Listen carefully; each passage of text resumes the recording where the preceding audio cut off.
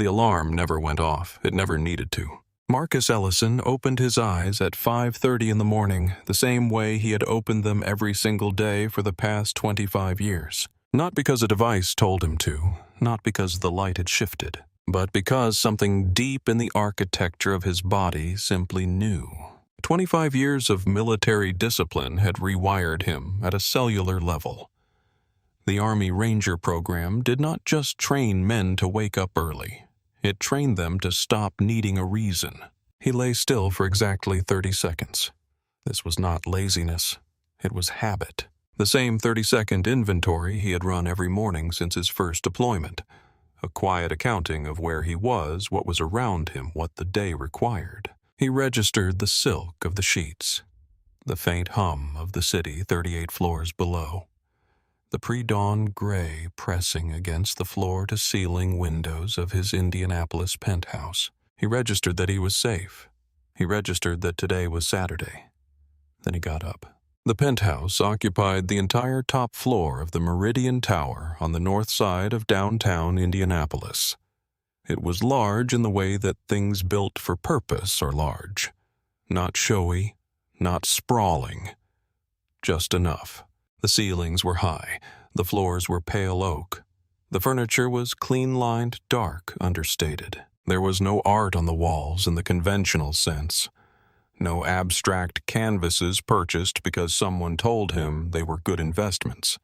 No trophy shelves lined with awards and commendations. A man who had spent 30 years making himself unreadable had no interest in decorating his home to communicate status. There was one photograph. It hung in the hallway between the kitchen and the living room at eye level in a simple black frame. His mother, Rosa Ellison, standing in front of her seamstress shop on the south side of Indianapolis in the summer of 1987.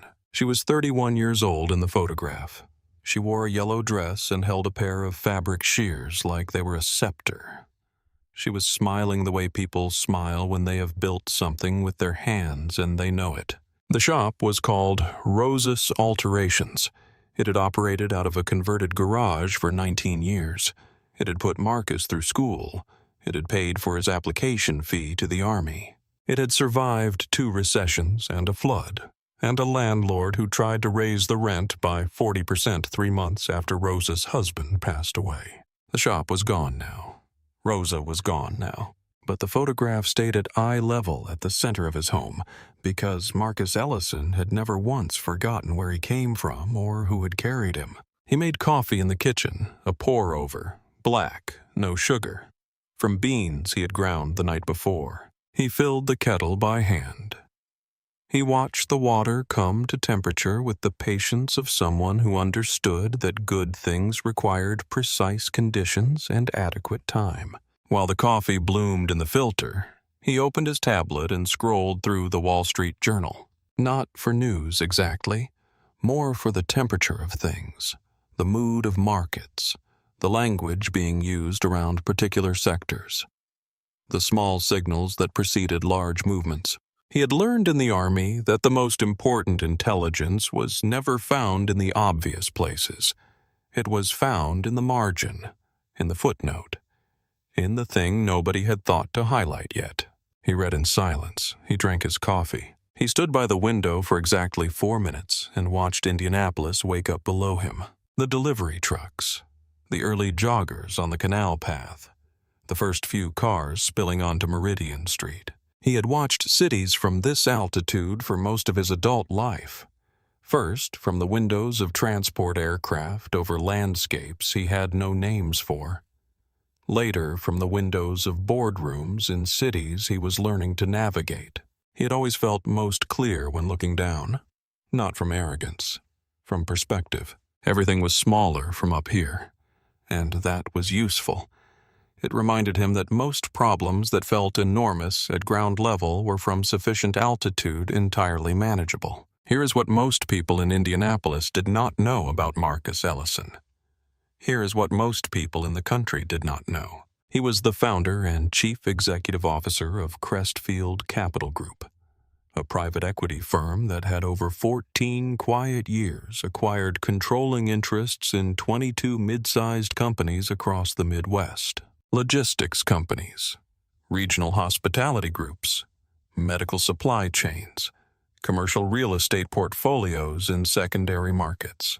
He had built Crestfield from a $400,000 personal investment into a firm with $1.1 billion in net assets. He had done it without a single press release, without a single magazine profile, without a LinkedIn post, a Twitter account, or a speaking slot at a conference. He had done it the way his mother had built her seamstress shop, by showing up, by knowing his craft better than anyone in the room, and by letting the results speak for themselves long after everyone else had run out of words. His company name was by design deliberately forgettable. Crestfield Capital Group. It sounded like 100 other firms. That was the point. Marcus had watched too many black entrepreneurs get picked apart before they were fully formed.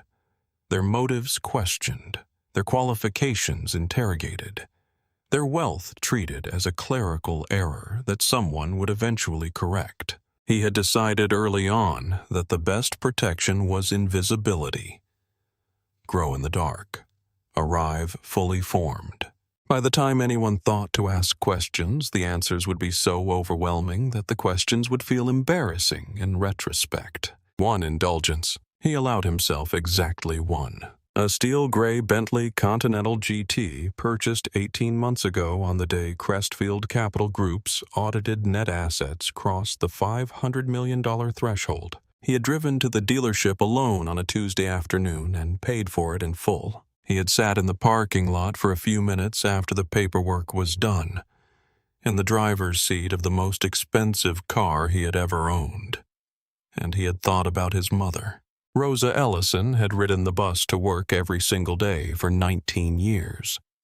She had done it without complaint, without bitterness, without any suggestion that she deserved better. But she had told Marcus once when he was 12 years old, and they were waiting at a bus stop in January sleet, that someday she hoped she would sit in a car that had heated seats and leather upholstery. She said it casually, as a wish rather than a grievance. She never got that car. She passed away 4 years before he bought the Bentley. The car was not for him. It was for her. It was the physical manifestation of a promise he had made to a woman at a bus stop in the sleet. He drove it to Pinehurst Athletic Club every Saturday morning because Saturdays were the only day he allowed himself leisure. Because Pinehurst had the best smoked brisket in Indianapolis. And because he liked to sit in the quiet of the dining room and read without his phone ringing. He had no idea that this particular Saturday would be different. Pinehurst Athletic Club sat on 9 acres of meticulously maintained lakefront property on the north shore of Lake Monroe, 30 minutes from downtown Indianapolis in a suburb that smelled of old money and new landscaping.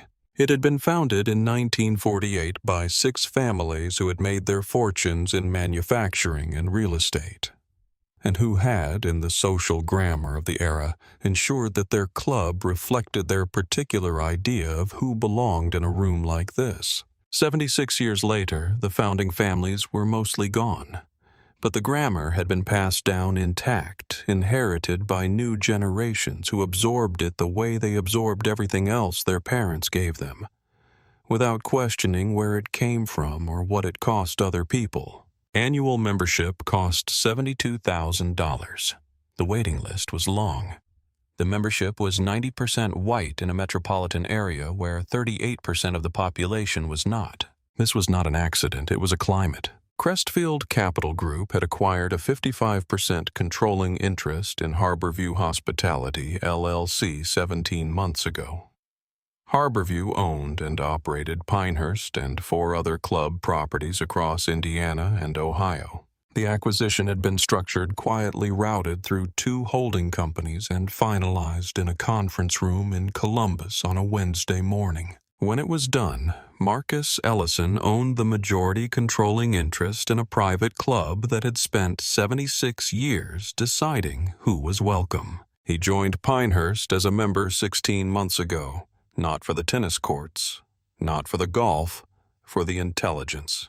When you acquired a business, you needed to understand it from the inside, at the level where the actual decisions were made. Not the boardroom decisions, but the daily ones. Marcus had learned this principle in the Ranger program. The most important reconnaissance was always done in plain clothes. He ate lunch alone at a cornered table in the dining room. He read. He watched. He left. He had never introduced himself to anyone at the club beyond the minimum courtesies. He had never mentioned Crestfield. He had never used the word owner in any context within those 9 acres. He was to almost everyone at Pinehurst Athletic Club simply an unfamiliar black man who showed up on Saturdays and sat in the corner. 2 written complaints had been filed about his presence. Both described him as unfamiliar, possibly non-member, appearing out of place. Neither had used his name. Neither had bothered to check the membership rolls, which would have answered the question in approximately 45 seconds. Both complaints had been filed by the same person. Diane Hargrove was 56 years old. Highlighted blonde hair maintained at the same salon every 6 weeks for 8 years.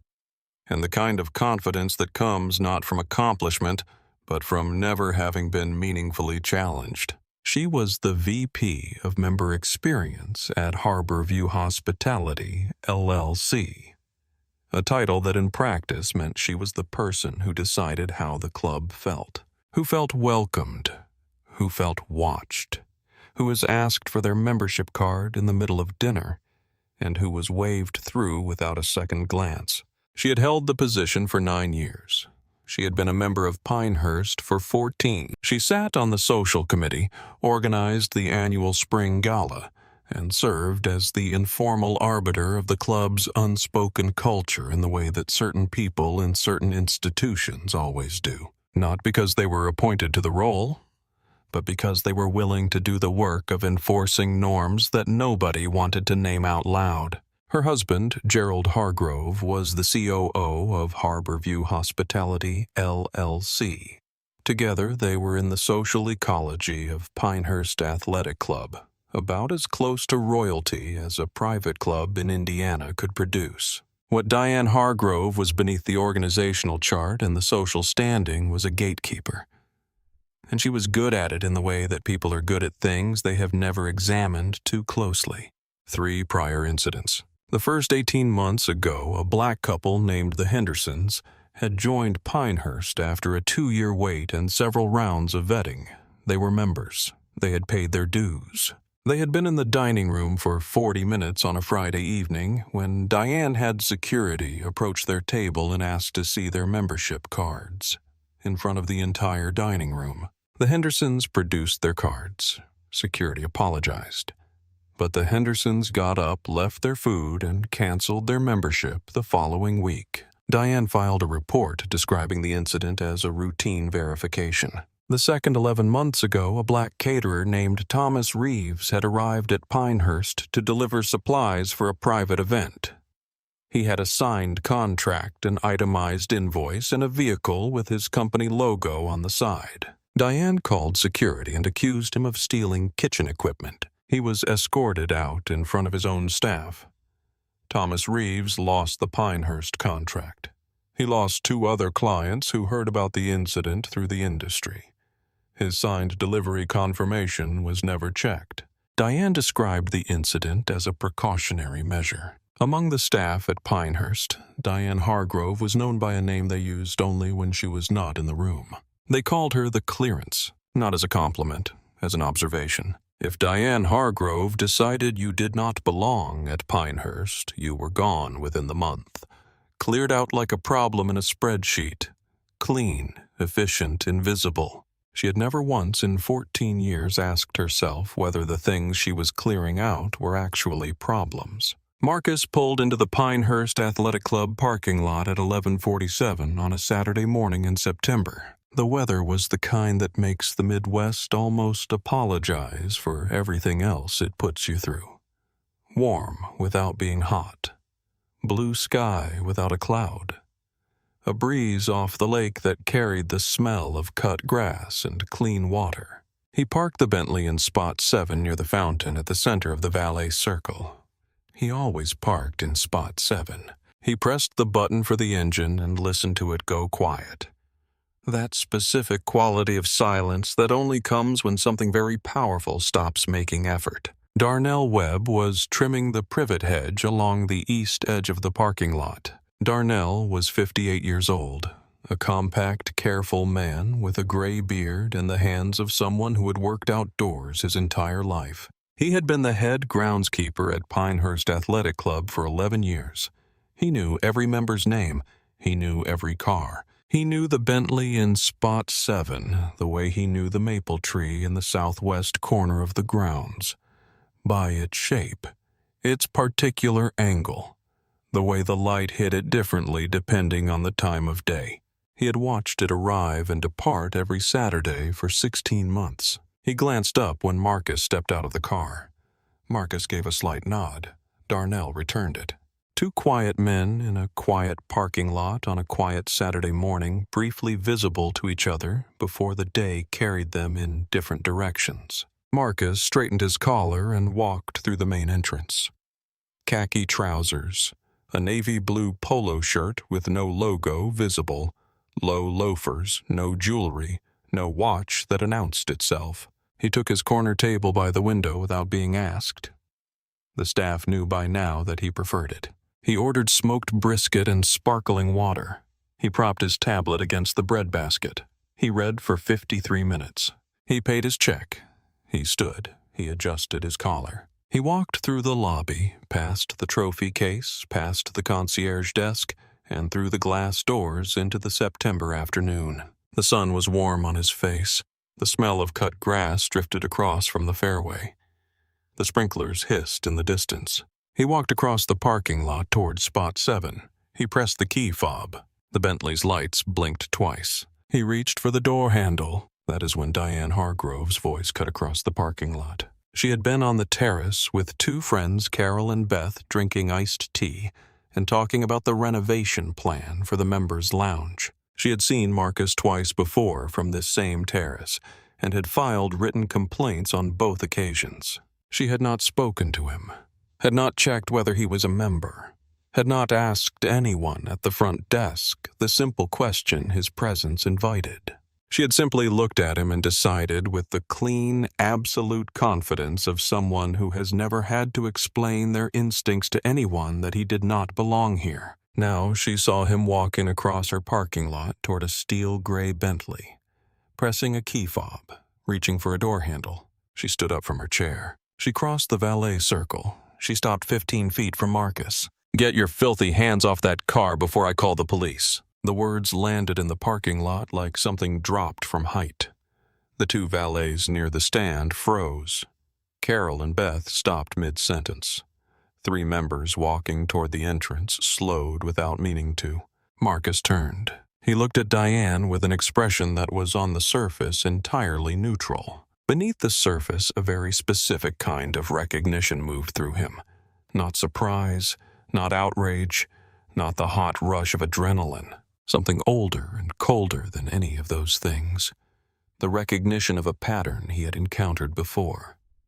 Different day, different city, same architecture. "This is my car." His voice was level, not loud, not soft, factual. Diane laughed.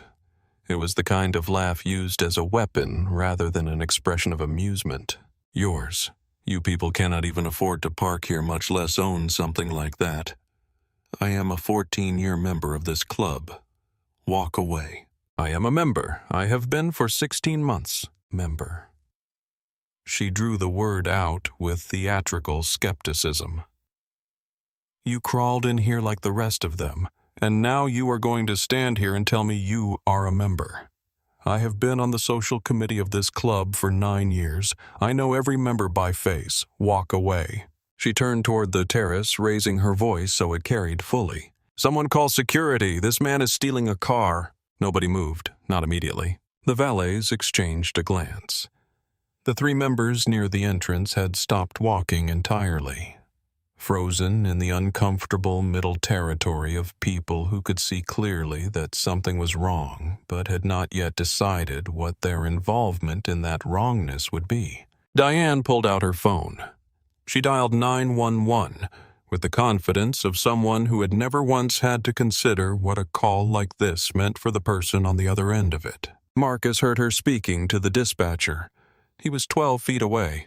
He did not move closer. He did not raise his voice. He stood beside his car with both hands visible, a habit so deeply trained into him that it operated below the level of conscious thought. He heard Diane say the words blackmail. He heard behaving suspiciously. He heard attempting to steal a luxury vehicle. He heard appears aggressive. Marcus had said fewer than 30 words. He had not raised his voice. He had not moved from the spot where he was standing when the confrontation began. He had pressed his key fob, and the car's lights had blinked in direct response to his hand. Diane hung up and crossed her arms. She turned to Beth and said at a volume she did not attempt to control, "They will handle it. These people think they can just walk in anywhere and touch things that do not belong to them." Darnell Webb heard all of it. He was still at the privet hedge. He had not moved. His shears were in his hands open, and he had been holding them in that position for the past 90 seconds. He knew Marcus Ellison, not personally, not in the way of friends who share meals and histories, but in the way of a man who has been present in the same place every week for over a year. He knew the car was Marcus' car. He knew it with absolute certainty. He had his grounds log on the work tablet mounted to his equipment cart. 16 months of Saturdays, the Bentley Continental GT Steel Gray Spot 7 arriving between 11:30 and noon, departing between 1 o'clock and 2:30. He could walk over there right now.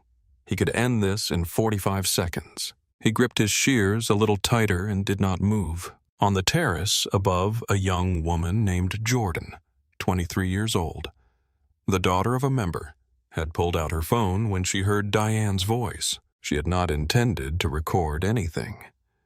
She had simply, out of instinct, lifted her phone towards something that felt significant. It was horizontal. The audio was clear. She kept recording because she could not believe what she was watching.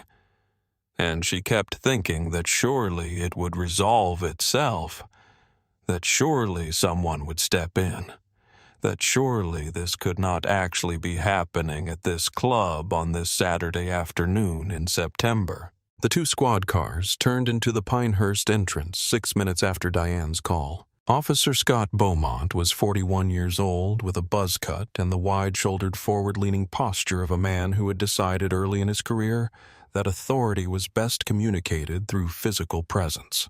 He had been with Indianapolis Metro Police for 9 years. He had 11 use-of-force complaints in his file, 7 of which had involved black men, all of which had been settled or dismissed through departmental review that his union had navigated with practiced efficiency. He stepped out of the first squad car before it had fully stopped rolling. Officer Tanya Moreau stepped out of the second car. She was 34, 7 years on the force, still possessed of the quality that long exposure to certain precincts tends to erode. The capacity to see a scene before she decided what it meant. She looked at the parking lot the way a photographer looks at a frame before pressing the shutter. She registered the Bentley. Undamaged. Door closed. She registered Marcus. Standing still. Hands at his sides. Visible. His posture relaxed shoulders. No coiling tension. The bearing of a man who was waiting rather than threatening. She registered Diane Hargrove, arms crossed, chin slightly elevated, positioned like a person who had called in an airstrike and wanted to watch it land. Moreau noted all of this before she had taken 3 steps from her vehicle. Beaumont walked straight to Marcus. Not to Diane, not to the valets, not to the club manager Harold who had come through the main entrance and was standing near the door. Straight to the black man. "Sir, step away from the vehicle." Marcus took 1 step back, measured, deliberate, cooperative. He kept his hands at his sides, visible. "Can I ask what this is about, officer?" "Got a report of a vehicle theft. That your car?" "Yes, sir, it is." "You got ID?" Marcus reached into his back pocket slowly. The slowness was not fear. It was precision. The careful choreography of a man who knew that in this situation every movement was being interpreted. He produced his wallet. He drew out 3 items and handed them to Beaumont. His Indiana driver's license, the vehicle registration for the Bentley, and his Pinehurst Athletic Club membership card. Every document was current. Every document matched. Marcus Ellison, Bentley Continental GT, Grand member since 16 months ago. Beaumont took the documents, looked at them, looked at Marcus, looked at the car, then looked at Diane Hargrove, who had walked up to stand approximately 4 feet behind his left shoulder, as though she were part of the investigation. "Officer." Diane's voice had shifted. It was softer now, cooperative, the voice of a helpful citizen. "I have been a member here for 14 years. I am the VP of Member Experience. I have never seen this man before.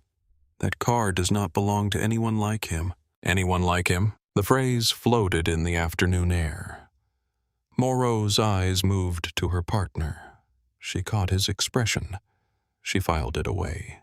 But Nolan did not flinch. He turned back to Marcus. "I am going to need you to wait here while I sort this out. My documents are clean, officer. Everything matches." "I understand that, sir, but a complaint was filed. I need to follow procedure." He did not return the documents. He walked back to his squad car with Marcus' license and registration in his hand. Marcus could not leave without his identification. Beaumont knew that.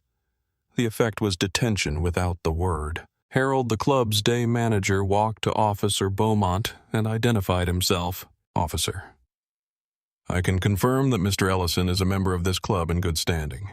He has been coming every Saturday for over a year.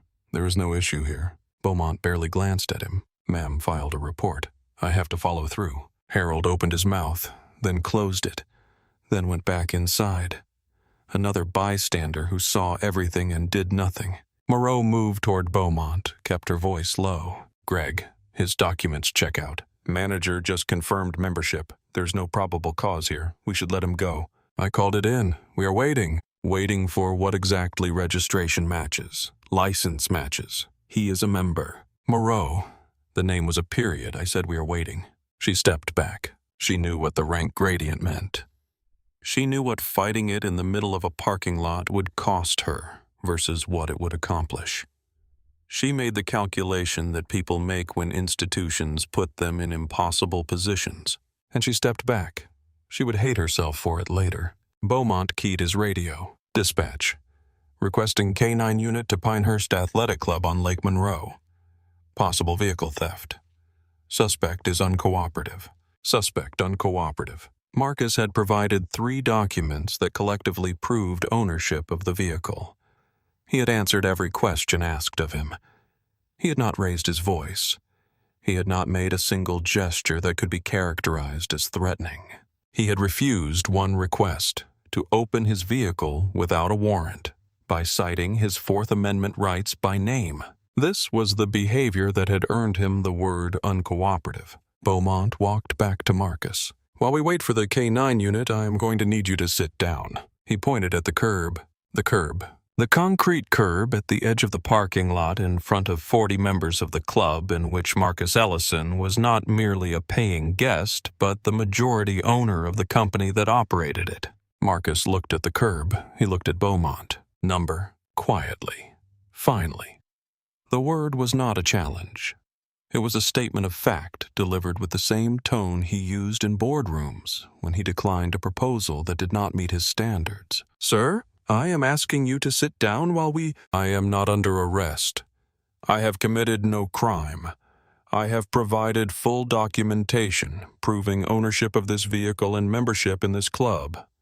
I am not sitting on the curb." The air between them had weight. Beaumont stared at Marcus for 5 full seconds. The kind of staring designed to establish who will flinch first. Marcus stared back with the absolute stillness of a man who had been trained to hold a position under conditions that made a suburban parking lot look like a Tuesday afternoon.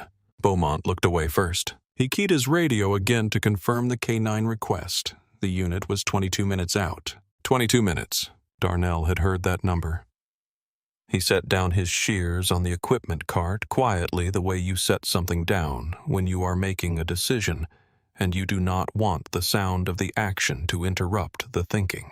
He knew what was on his tablet: 16 months of Saturday arrivals, all of them there. He also knew what speaking up could cost him. He had been written up 6 weeks ago. His crime, politely telling a white member that his truck was blocking the handicap ramp.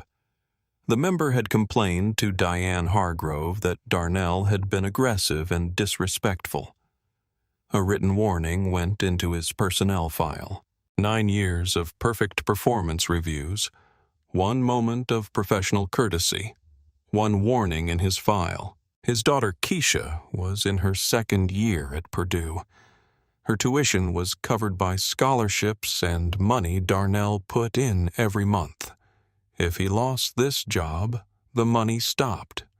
The health insurance stopped. His wife's prescription costs became a different kind of conversation entirely.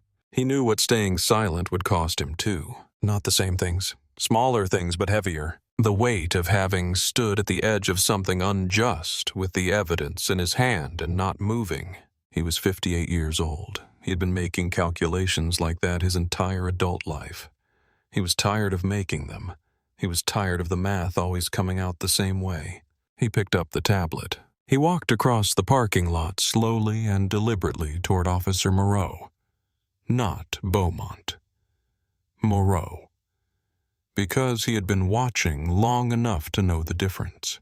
Officer, my name is Darnell Webb. I am the head groundskeeper here. I have been logging Mr. Ellison's vehicle every Saturday for 16 months. That is his car. That is his spot.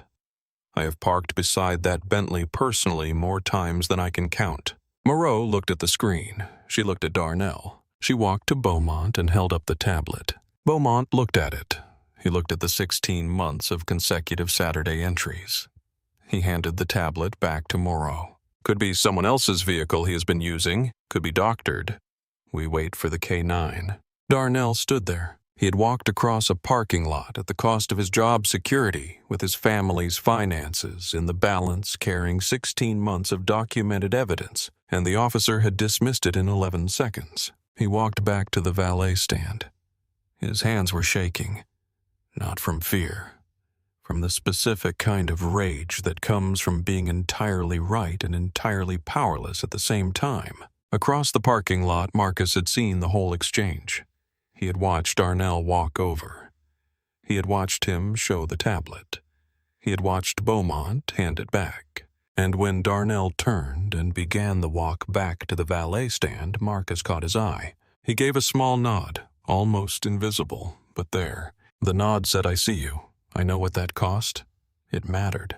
Darnell did not smile, but something in his shoulders lowered slightly like a weight that had been renegotiated. Darnell Webb had every reason in the world to stay at that hedge. His job, his daughter's tuition, his wife's insurance.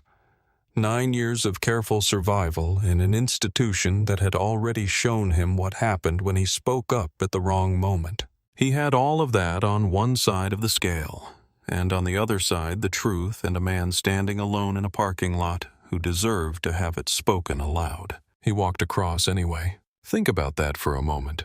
Think about every time you have stood at the edge of something wrong and run the math on what speaking up would cost you. What did you do? What do you wish you had done? Drop your answer in the comments. I want to hear from you. And if this story is hitting somewhere real, hit that like button. It helps more people find it.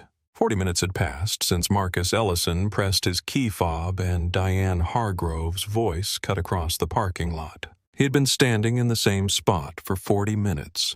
No charge had been filed. No crime had been committed. No warrant existed. The vehicle registration in Beaumont's squad car matched his name exactly. The membership card matched his name exactly. The club manager had confirmed his membership verbally. The groundskeeper had produced 16 months of documented arrivals. None of it had been sufficient. The terrace had gotten fuller. Members had drifted to the railing with wine glasses and iced drinks to watch what was happening in the parking lot below. Most were watching in silence, waiting for someone else to do something about it first. Diane had returned to the terrace steps. She spoke to Carol and Beth in the tone of a person wrapping up a satisfying anecdote. That the club simply could not allow standards to slip. That it was exhausting being the person who had to say the things nobody else was willing to say. Marcus checked his watch, not because he did not know what time it was, but because the act of checking it was part of his calculation. He reached into his pocket for his phone. He sent a text. 3 words. "Pinehurst, come now." He pressed send and put the phone back in his pocket. Then he waited. 21 minutes after the text was sent, a black Cadillac Escalade turned into the Pinehurst Athletic Club parking lot. It moved at a pace that could only be described as deliberate. Not slow from uncertainty. Slow from the specific confidence of a vehicle that has arrived at exactly the right moment and knows it. The door opened. Vivian Cole was 49 years old, and she carried herself the way certain buildings carry themselves, with an authority so complete and so settled that the question of whether it was earned never quite arises because the answer is already written in every line of her posture. She wore a charcoal suit tailored precisely, a white shirt, small gold earrings, a leather briefcase in her right hand. She had been a federal prosecutor for 8 years before going into private practice. She had spent the 15 years since representing clients whose cases required someone willing to pursue a thing until the wall broke. Not until it became inconvenient. Not until the settlement offer was attractive. Until the wall actually broke. She was Marcus Ellison's personal attorney and the general counsel of Crestfield Capital Group. She had been his attorney for 11 years. She did not hurry across the parking lot. She buttoned her jacket, shifted the briefcase, and looked at the scene with the efficient comprehensiveness of someone who processes situations the way experienced surgeons process a room when they enter it. Absorbing everything in the first 10 seconds. Making decisions in the next 5. She saw Marcus, standing, hands visible, composed. She saw Beaumont, positioned between Marcus and the squad car, arms crossed. She saw Moreau, standing slightly apart, jaw tight. She saw the crowd on the terrace. She saw Jordan's phone. She saw Darnell. She saw Diane Hargrove near the steps, still in her position of audience and orchestrator. She saw everything she needed to see. Vivienne stopped in front of Officer Beaumont. She introduced herself. Full name, bar credentials, firm name, her role as Mr. Ellison's legal counsel. "I have documentation that will resolve this situation immediately. May I have your full attention for approximately 3 minutes?" "Go ahead." Vivian set the briefcase on the hood of the squad car. She opened it. She took out a leather portfolio and laid it flat on the metal surface in the afternoon sun, where every document would be clearly visible to every phone camera pointing in their direction. She began. First document. The vehicle title. Bentley Continental GT. Steel gray. Registered owner Marcus A. Ellison. Title is clear. No liens, no disputes, no encumbrances of any kind. She set it down and moved to the next. Second document. Corporate filings for Crestfield Capital Group, registered in the state of Indiana. Founder, Chief Executive Officer, and majority shareholder, Marcus A. Ellison. Net assets, as of the most recent audited period, $1.1 billion. The number landed somewhere in the crowd on the terrace. It arrived the way large numbers arrive when they are attached to people who are standing in parking lots being treated like suspects, with a particular quality of silence that is different from the silence that precedes them. Third document. The acquisition agreement between Crestfield Capital Group and Harborview Hospitality, LLC. This agreement grants Crestfield Capital Group a 55% controlling ownership interest in Harborview Hospitality, LLC. Harborview Hospitality LLC is the parent company and operator of the Grand Pinehurst Athletic Club and 4 other club properties in Indiana and Ohio. She let that sentence land. She had done this long enough to know that there were sentences that needed a moment of stillness after them. Fourth document, the organizational chart for Harborview Hospitality LLC. She laid it on the hood. It was a clean document, professionally formatted. At the top, Crestfield Capital Group. Below that, Harborview Hospitality LLC. Below that, a list of executive positions. 2 of them were highlighted in yellow, the kind of yellow that is impossible to ignore. Diane Hargrove, VP of Member Experience, Harborview Hospitality LLC. Gerald Hargrove, COO, Harborview Hospitality LLC. Both positions connected by clean organizational lines to Harborview Hospitality LLC. Harborview connected to Crestfield Capital Group.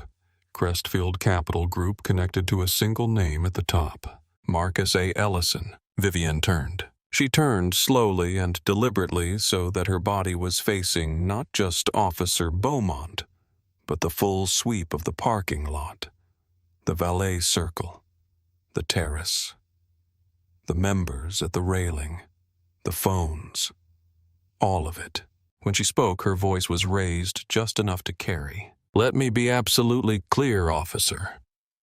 My client is not stealing from this club. My client owns this club. The acquisition is documented, registered, and legally uncontested. She paused. And the woman who called the police on him today, she works for him. The silence that followed was not the ordinary kind. It was the kind of silence that happens when a shared reality is revised so completely and so suddenly that the people inside it need a moment to recalibrate. 40 people on that terrace had watched an hour of what they had interpreted with varying degrees of comfort as a familiar story. Black man, luxury car, skeptical white woman, police response. A story they knew, a story with an expected shape. And then in approximately 3 minutes, the shape had changed entirely. The phones on the terrace were still, not put away, still recording, but held without movement, as though their owners were afraid that motion might disturb the moment. Diane Hargrove's face changed, not gradually, not in stages the way a mood shifts. All at once, the way a structure changes when its load-bearing element is removed. The certainty drained out of her face and was replaced by something that had no clean name. Not fear exactly, not shame exactly, not confusion exactly, but something in the territory between all three. The face of a person recognizing for the first time that the ground they had been standing on their entire professional life was not solid. Her mouth opened. Her lips moved. Nothing came out. Carol touched her arm. Diane did not feel it. Officer Beaumont stared at the organizational chart on the hood of his squad car. He looked at it for longer than he would have looked at something he had simply not understood. He looked at Marcus. He looked at the chart. He looked at the curb he had told Marcus to sit on. His hand dropped from his belt. It had been hovering near that belt for the entire hour he had been in this parking lot. He had probably not noticed it. It dropped to his side now, the fingers slack, like something that had been holding a position for too long and had finally been given permission to rest. Moreau stepped forward immediately. She walked directly to Marcus. Not to Beaumont first, not to her vehicle. Directly to Marcus. Mr. Ellison, you are free to go. I apologize for the inconvenience. The word hung in the air. Inconvenience. 40 minutes of standing in a parking lot while his documentation was ignored. A K-9 unit summoned. The club he owned, treating him like a trespasser. Inconvenience. Marcus looked at Moreau. He let the word exist without correcting it. This was not the moment. Thank you, officer. Beaumont did not speak. He picked up the documents from the hood of his squad car and handed them to Vivian. He did not make eye contact with anyone. He did not apologize. He walked back to the driver's side of his cruiser, got in, and closed the door. Through the windshield, he could be seen sitting perfectly still, with both hands on the steering wheel, staring at the dashboard for a very long time. Diane unfroze. She walked toward Marcus. 2 steps. 3. Closing the distance in the parking lot, her voice cracking in a way that was unmistakably genuine. I did not know. I did not understand. I was just trying to... I had no idea who you were. I never... Marcus raised his hand. One hand, palm flat, extended toward her. The universal signal for stop. Diane stopped. He looked at her for 2 full seconds. His expression was not angry. It was not triumphant. It was the face of a man who has calculated something and arrived at a conclusion. We will be in touch, Mrs. Hargrove. 5 words, quiet, final. They carried without ornamentation the weight of everything that was coming. He walked to the Bentley. He opened the door. The leather interior held the warmth of the afternoon. He sat down into it and felt the precise, familiar weight of the seat beneath him. The engine started with the low, resonant hum of something that does not need to be loud to be powerful. He pulled out of spot 7, not quickly, not with drama, at the pace of a man who has nowhere urgent to be because he already owns the place he is leaving. The crowd on the terrace had gone still. The wine glasses were untouched. The phones were lowered finely. No one spoke. Darnell Webb stood at the valet stand. He watched the Bentley move toward the exit. He watched it slow at the gate. He watched it turn onto the road and disappear behind the tree line. And then in the long afternoon quiet that followed, Darnell Webb allowed himself a small smile. It was private and it was short and it cost nothing because no one who could use it against him was looking in the right direction. On the terrace, Diane Hargrove was still standing in the parking lot when the Bentley was gone, still holding her phone. The cream-colored linen blazer she had worn for the afternoon she had intended to spend among people who understood the standards of this club. She was wearing it still, and in the long, flat silence of the parking lot, with the flag snapping above the entrance and the sprinklers starting up again somewhere beyond the fairway, she had never looked smaller in her life. 5 words. We will be in touch. Marcus Ellison spent 40 minutes in that parking lot. He was ignored, dismissed, ordered to sit on a curb, watched by 40 people while a K-9 unit was summoned for a car he owned. He had every right to be furious, every right, and when he finally had the moment when the documents were on the hood and the truth was impossible to dispute, he said 5 words and walked away. What would you have done in that moment? Would you have been able to stay that composed? Or would the rage have won? Leave your answer in the comments, and if you are not subscribed to our channel yet, now is a good time. There are more stories like this one coming, and you do not want to miss them. Jordan had been recording for 31 minutes. Her phone captured the audio with a fidelity that left nothing ambiguous. You could hear Diane's words from the terrace. You could hear Marcus's voice level and precise. You could hear the radio crackle when Beaumont called for the K-9 unit. You could hear clearly and without distortion the moment Vivian Cole turned to the parking lot and said the sentence that would become the center of everything. Jordan posted the video at 4:47 p.m. She had debated for 6 minutes in her car before doing it. Then she thought about Darnell at the valet stand with his shaking hands, and about Marcus standing in that parking lot for 40 minutes with nowhere to put his anger except inward. She pressed post. By 7 p.m. it had 600,000 views. By midnight, 3.1 million. At 6:23 p.m., a second angle surfaced. The valet stand security camera had captured the wide angle of the valet circle. A club security employee found it captured the moment Vivian laid the documents on the hood and turned to deliver the line and posted it with a single caption. She works for him. The hashtag was trending nationally by 11 p.m. By morning, it was the #1 national trend. Diane saw it at 9:30 p.m. She had been watching the view counter climb for hours, sitting at her kitchen table in the dark without turning on the lights. She posted a statement on Facebook at 11:30 p.m. She called the incident a terrible misunderstanding driven by genuine concern. She said she had not seen his membership card. She said she had reacted out of caution, not malice. The comment section responded within minutes. By midnight, her statement had 4,200 comments. She read approximately 7 of them before closing the app. Gerald Hargrove was in Cincinnati. He saw the first video at 8 p.m. when a colleague sent it to him without comment. He watched it twice.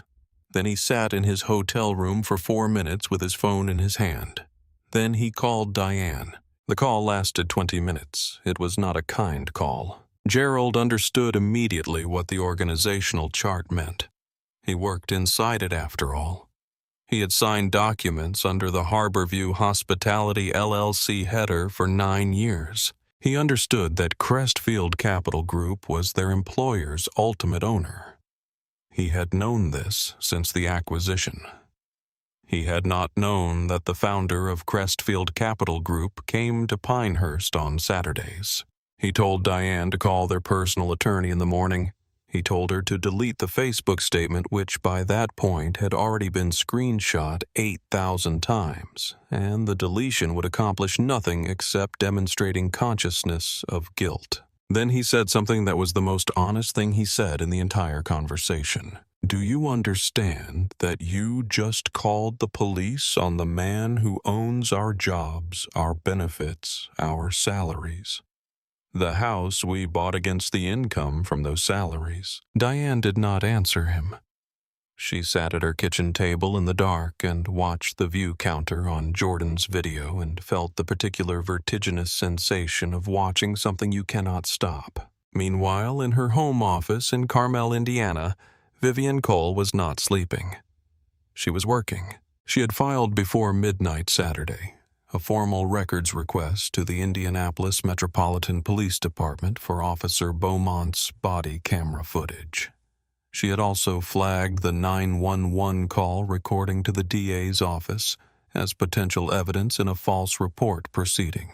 She had done both of these things efficiently without drama in the time it might take another person to finish a glass of wine. Then she had opened the Crestfield Capital Group corporate files and pulled the Harborview acquisition documents, the organizational chart, the subsidiary employment records, and the member complaint logs for Pinehurst going back 4 years. She read them until 2 a.m. Then she made 3 notes on a legal pad, turned off the light, and went to bed. Nina Okafor was 34, an investigative reporter at Channel 11 News, Indianapolis. She had seen the hashtag before midnight Saturday. She watched both videos before 1 a.m. She sent herself a voice memo at 1:17 a.m. with 6 questions she wanted to answer. By Sunday morning, she had filed 2 Freedom of Information Act requests. She had identified 2 former Harborview employees and left them voicemails.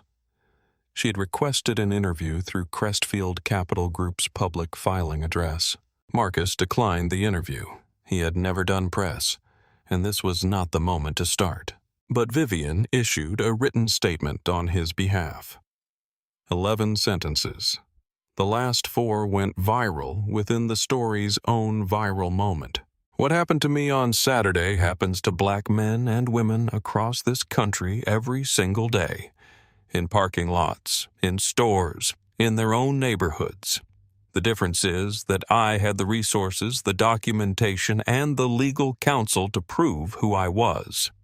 Most people do not. That is not a personal observation. That is the problem. Nina read those sentences on air on Tuesday evening. Then she kept pulling the thread. What she found behind it, Diane Hargrove had filed 3 documented complaints against people of color at Pinehurst in the previous 18 months. 2 against members, 1 against a vendor. None had been investigated. All had been marked precautionary or resolved. Thomas Reeves, the caterer, accused of stealing equipment 11 months ago, had lost the Pinehurst contract and 2 subsequent clients. He had not been compensated. He had not been apologized to. He had spent 4 months rebuilding client relationships from scratch. Pinehurst's membership was 90% white in a metropolitan area where 38% of the population was not. Over the preceding 4 years, 8 membership applications from people of color had been flagged as incomplete by Diane Hargrove's office. Nina obtained copies of 6 of those applications.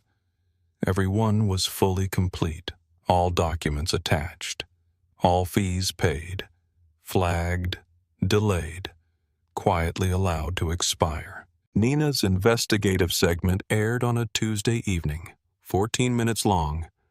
Documents on screen, videos, the 911 call audio, the body camera footage, prior complaints, membership data, application flags, Marcus's statement. By Wednesday morning, it had been picked up by 3 national cable news networks. By Thursday, op-ed columns ran in 4 major papers. Civil rights organizations in 4 states issued statements. The Marion County District Attorney's Office announced it was reviewing the matter. The story was no longer a viral video. It was a case. Marcus Ellison walked into the Crestfield Capital Group headquarters at exactly 8 a.m. on Monday. He stood by the east window for 4 minutes. Then he sat down and opened his laptop. The video conference with the Harborview Hospitality LLC leadership team began at 8:30 precisely on time. 14 faces on the screen, all silent. Marcus spoke for 90 seconds. 4 sentences he had written the night before and had not changed a word of. Effective immediately, Diane Hargrove's employment as VP of Member Experience is terminated. Gerald Hargrove is suspended from his position as COO pending a full human resources investigation and audit of his conduct. I am directing a comprehensive audit of all member complaint records, hiring practices, membership application processes, and internal communications at Pinehurst Athletic Club and all other Harborview properties going back 5 years. Any pattern of discriminatory conduct identified in that audit will be referred to the appropriate civil authorities.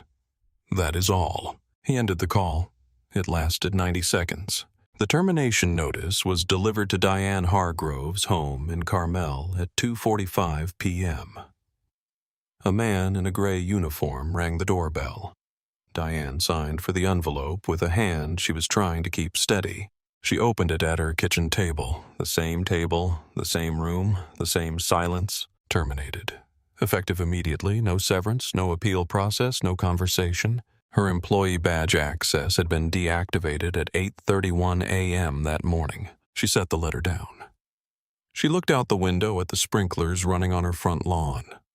At the ordinary, indifferent September afternoon continuing around the wreckage of the architecture she had built. The body camera footage arrived at Vivian's office on Tuesday morning. She watched it twice before sending it to anyone. Marcus Ellison from the moment the squad cars arrived to the moment he drove out. Hands visible throughout. Voice level throughout. Full compliance with every document request. No raised voice. No threatening gesture. No resistance of any kind. Officer Beaumont accepted verified documentation and withheld it for 51 minutes. Was told by the club manager that Marcus was a member. On camera, audible on camera. Did not acknowledge the confirmation. Was shown the groundskeeper's log by Officer Moreau. Dismissed it verbally in less than 15 seconds. Ordered Marcus to sit on a curb with no legal basis. Called a K-9 unit with 0 probable cause. The offense, originally reported vehicle theft, had been disproven by 3 independent sources before the K-9 call was made. Did not check the valet stand security camera, 12 feet from his position, visible on the body camera footage. The Indianapolis Metropolitan Police Department opened an internal affairs investigation on Wednesday. Beaumont was placed on paid administrative leave that afternoon. His badge was collected. His service weapon was collected. He was told to go home and wait. Officer Moreau cooperated fully and immediately. She provided a 14-page written statement corroborating Marcus' account at every point. She noted on the record that she had advised Beaumont to return Marcus' documents after confirming their validity, and that Beaumont had overruled her both times. Vivienne filed the civil lawsuit against Diane Hargrove personally on Wednesday morning. 3 counts. Filing a false police report. Defamation arising from fabricated claims that Marcus had been casing the lot and threatened Diane. And intentional infliction of emotional distress. The Marion County District Attorney filed criminal charges against Diane on Thursday afternoon. 2 misdemeanor counts. Filing a false police report. Making false statements to law enforcement. The DA cited the 911 call recording the body camera footage and sworn statements from 4 witnesses, including Officer Moreau, Harold, Darnell, Webb, and Jordan. The HR audit that Marcus had directed found within 10 days that Gerald Hargrove had been aware of 3 separate discrimination complaints filed by club employees and members over the preceding 2 years. All 3 had been suppressed, filed in physical folders in a secondary record system, marked resolved without investigation, not forwarded to HR, not forwarded to legal counsel. Gerald was terminated. Thomas Reeves was contacted by Vivienne on Thursday evening. She explained the scope of what she had found and told him his case was being folded into the civil proceedings. Thomas said almost nothing for 45 seconds. Then he said, "I told my wife that truth has a long fuse. She said I was being naive." He paused again. "I hope you do not mind if I tell her she was wrong." Officer Beaumont had body camera footage on his person for the entire hour he was in that parking lot. He knew it was recording. He made every decision he made while that camera was running. And when the footage came out, it confirmed everything Marcus had said. Every single thing. If you were Officer Moreau in this situation, if you saw what was happening, if you advised your partner twice and were overruled twice, what would you have done next? Would you have escalated it? Would you have filed a report that night? Would the rank gradient have stopped you? I genuinely want to know. Drop your answer below. And if this story has made you think about something differently today, share it with someone who needs to hear it. Hit that like button while you are at it. It matters more than you think. The criminal trial opened on a gray Thursday morning in November. The gallery was full by 8:30, 45 minutes before proceedings began. Nina Okafor was in the 2nd row with her notebook. Jordan was in the 4th row. Darnell Webb sat in the 5th row in a dark suit he had not worn in 3 years. Diane Hargrove entered with her defense attorney. Her hair was unchanged. Her posture was controlled. The defense theory Diane had acted in good faith. She had genuinely believed she was witnessing a vehicle theft. She was a community member of 14 years standing who had at worst made a mistake any concerned citizen might make. The prosecution took 2 days to dismantle this argument. Not theatrically. The way a building is properly demolished, from the foundation up, with precision rather than spectacle. Day 1. They played the 911 call recording in full. They noted that Diane had described Marcus as acting aggressive and suspicious at a moment when he had said 9 words and not moved from beside his vehicle. They played Jordan's video, pausing at the moment the key fob caused the car's lights to blink. They asked the jury to note the temporal relationship between the fob press and the blink. They presented Marcus 3 documents and asked the jury to consider what a reasonable person upon seeing those documents would conclude. Day 2. They presented Diane's prior complaints. The Hendersons documented. Thomas Reeves documented. The 2 written complaints she had filed about Marcus' presence described as unfamiliar, possibly non-member, never verified, never checked. They presented the 8 membership applications from people of color, all complete, all flagged by her office, all allowed to expire. They called Officer Moreau. She provided testimony in the composed, precise voice of someone who had been waiting for the opportunity to tell the truth on the record. They called Darnell Webb. He walked the jury through 16 months of Saturday logs and described in the unhurried voice of a man who has had a long time to think about what he would say in this room exactly what he had seen in that parking lot. The defense called 3 character witnesses. 2 offered vague praise about Diane's community involvement. The third, a former colleague named Karen, said under direct examination that Diane was a conscientious and dedicated professional. Under cross-examination, Karen acknowledged that she had been present on one occasion when Diane referred to the club's black maintenance staff, including Darnell, as the help that forgets it is not family. The courtroom was quiet for a moment after that answer. Judge Patricia Weston delivered the verdict on Friday afternoon. The courtroom was silent, in the way that courtrooms become silent when something that has been building for months finally arrives at its single most important moment. Guilty, both counts. Judge Weston sentenced Diane Hargrove 3 weeks later. 2 years of probation. 240 hours of community service to be completed with civil rights organizations approved by the court. Mandatory completion of a state-certified bias education program, a $40,000 fine. Diane stood in the courtroom with her hands clasped and received the sentence with the stillness of a person whose options have been reduced to a single one. She did not speak. She did not cry.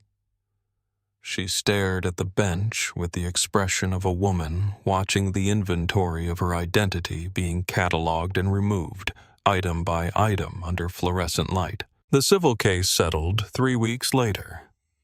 Diane Hargrove was ordered to pay Marcus Ellison $420,000 in damages. The judgment was filed as public record.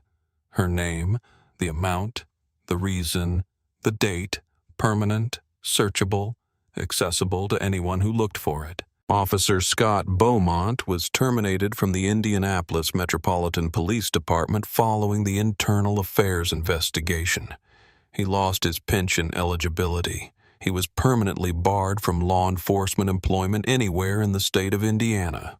Gerald Hargrove faced separate civil proceedings from the 3 employees whose suppressed complaints the audit had uncovered. All 3 cases settled within 6 months. Thomas Reeves received a 2-year catering contract from Harborview Hospitality, LLC, covering Pinehurst Athletic Club and 1 other property. He signed it with first right of refusal on renewal. He told his wife that night. She said she needed to sit down. He sat with her. The Indianapolis Metropolitan Police Department superintendent held a press conference in December. He stood behind a podium with cameras present and read a formal public apology to Marcus Ellison for the conduct of Officer Beaumont on the afternoon in question. He announced 3 things: mandatory de-escalation training for all officers, the formation of a community review board with authority over officer conduct complaints, and a new protocol requiring that verified ownership documentation be treated as sufficient resolution of a vehicle theft complaint. Vivian Cole attended the press conference. She stood in the back of the room with her arms folded and her face neutral. She had seen apologies issued at press conferences before. She knew what they tended to be: a period placed at the end of a sentence that the issuer hoped to close. But it was something. It was the documentation of an acknowledgement, and documentation mattered. 6 months after the Saturday in September, the Pinehurst Athletic Club looked the same from the water. The same 9 acres. The same white facade. The same dock stretching into Lake Monroe. The same flag above the entrance. But from the inside, almost everything had changed. Marcus had directed a full restructuring of the membership review process. The social committee was dissolved as a screening function and reconstituted as an events planning body with no authority over applications. A new independent review committee was formed. 5 members drawn from Indianapolis community leaders, none of them Harborview employees or Pinehurst members. All membership applications received written responses within 21 days. Every rejection required a written explanation reviewed by legal counsel. In 6 months, Pinehurst's membership went from 90% white to 71% white. The club's waiting list grew. The dining room sounded different now. More voices, more languages, more of the actual city of Indianapolis reflected in the room of a club that was supposed to serve it. Darnell Webb was promoted to grounds and facilities supervisor. The title change came with a modest salary increase and, more importantly, an office. A small one behind the main facilities building with a window that looked out over the east parking lot. The same stretch of asphalt where he had stood with his shears and his tablet and his daughter's tuition in the balance, and made the choice to walk across anyway. He had a team now. He trained them not only in grounds maintenance and equipment operation, but in something harder to quantify. The practice of treating every person who walked through those gates as someone whose name was worth learning. He had never been asked to train people in that. He had decided it was the most important thing he could teach. Thomas Reeves showed up for his first catering event at Pinehurst on a Saturday in March. He pulled up in a van with his company logo on the side, a new van partially funded by the civil settlement. He parked at the loading dock where 11 months earlier he had been escorted out in front of his staff for a theft he had not committed. A young kitchen employee held the dock door open for him. He said thank you. She said of course. He unloaded his equipment and went to work. On a Sunday afternoon in late October, Marcus drove south from downtown Indianapolis, not in the Bentley. In the older car, the Honda he kept in the garage for days when he wanted to move through the city without announcing himself. He drove down streets that got narrower and older with each mile south, past the glass towers, past the gentrified corridors, into the neighborhoods where the houses had smaller yards and the corner stores still had bars on the lower windows and the churches had marquee signs with changeable letters. He parked in front of a small brick house with a chain-link fence and a front yard planted with intentionality. Zinnias in the border. A Japanese maple beside the steps. A rose bush against the fence tended with the kind of attention that comes from loving something over a long period. He had grown up 3 blocks east of this house, but the neighborhood still felt in the way that certain places always feel like the specific geography of becoming. His daughter Camille was on the front steps when he pulled up, 24 years old, in jeans and a sweatshirt, about to start her first year at Indiana University School of Law in the fall. She had his mother's eyes and her own particular quality of attention. The way she watched things, absorbed things, filed them away. They sat together on the steps for a while without talking. The afternoon was cooling. Leaves had begun to turn on the maple. Somewhere down the block, children were having an argument about the rules of a game. A dog barked twice and then stopped. Camille broke the silence. I have been thinking about the parking lot thing. Not what happened to you. What you did. Marcus waited. You had the documents the whole time. Vivian could have come the day before. You could have introduced yourself to the management months ago. You could have told Diane who you were right there in the parking lot before she even picked up the phone. Yes, so why did you not any of those options? He looked at the maple tree, at the leaves, at the particular quality of October light in